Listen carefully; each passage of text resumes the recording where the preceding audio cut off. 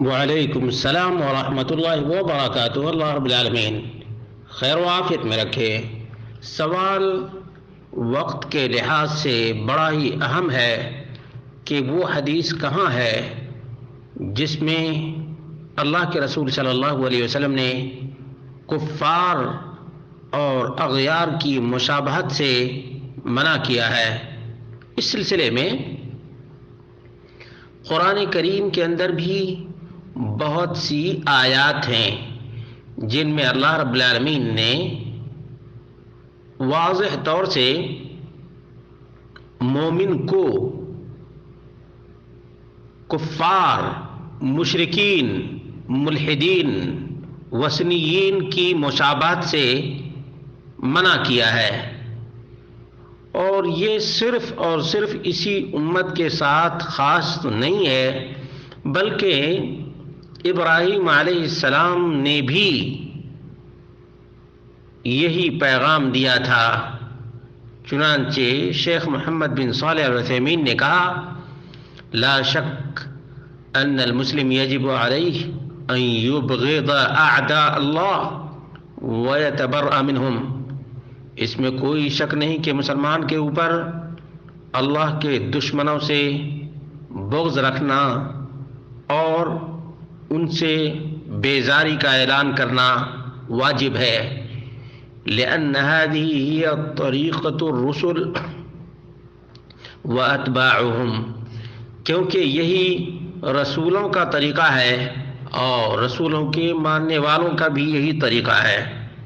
لأن هذه هي طریقۃ الرسل واتباعهم، قال اللہ تعالی: قد كانت لكم اسوة حسنة في ابراہیم والذین معه۔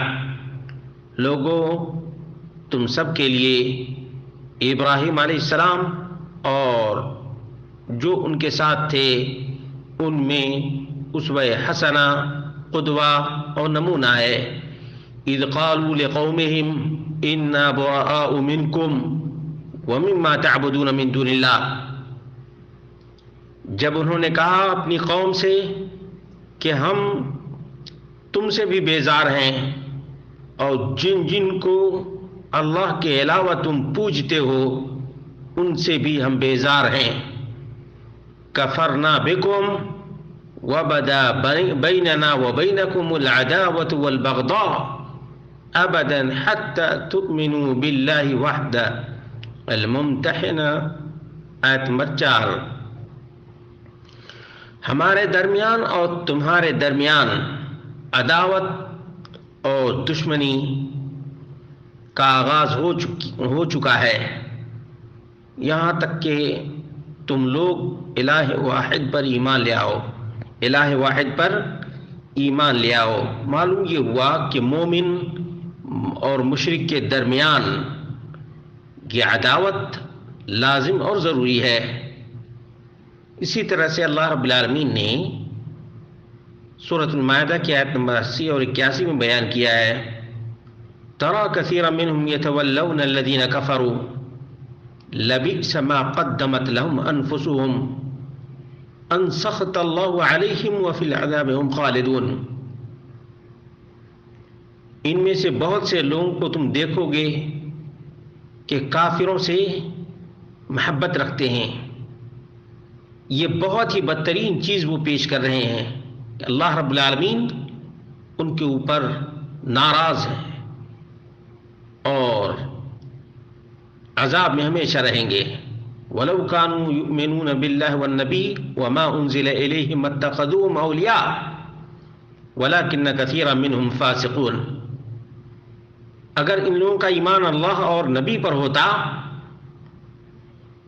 اور جو کچھ نازل ہے اس پر ہوتا تو یہ کبھی بھی کافروں کو اپنا دوست نہ بناتے۔ حقیقت تو یہ ہے کہ اکثر ان میں سے فاسق ہیں، نافرمان ہیں۔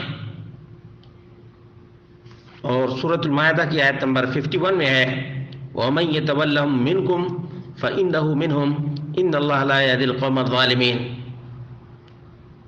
تم میں سے جو کوئی بھی ان کفار اغیار ناہنجار سے محبت کرے گا وہ انہی میں سے ہوگا۔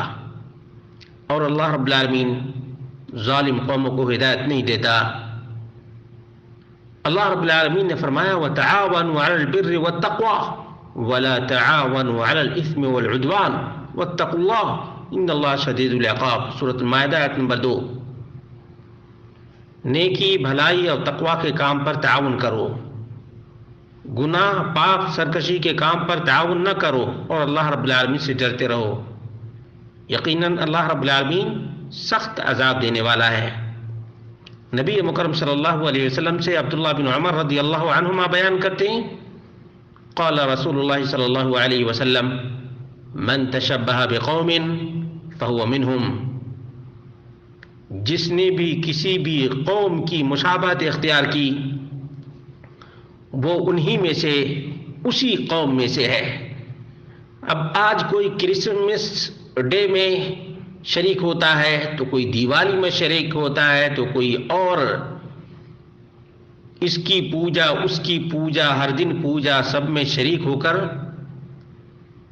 اسلام کو داغدار کرتے ہیں۔ جو لوگ ایمان کا دعویٰ کرتے اور ان کفار اغیار کے تہواروں میں شرکت کرتے ہیں، یقیناً یہ فاسق لوگ ہیں۔ کون لوگ ہیں؟ کثیر منہم فاسقون۔ تو معلوم یہ ہوا کہ یہ بہت ہی خطرناک معاملہ ہے، کفار کی مشابہت، اغیار کی مشابہت، اللہ اس کے رسول کی تعلیمات کے بالکل خلاف ہے۔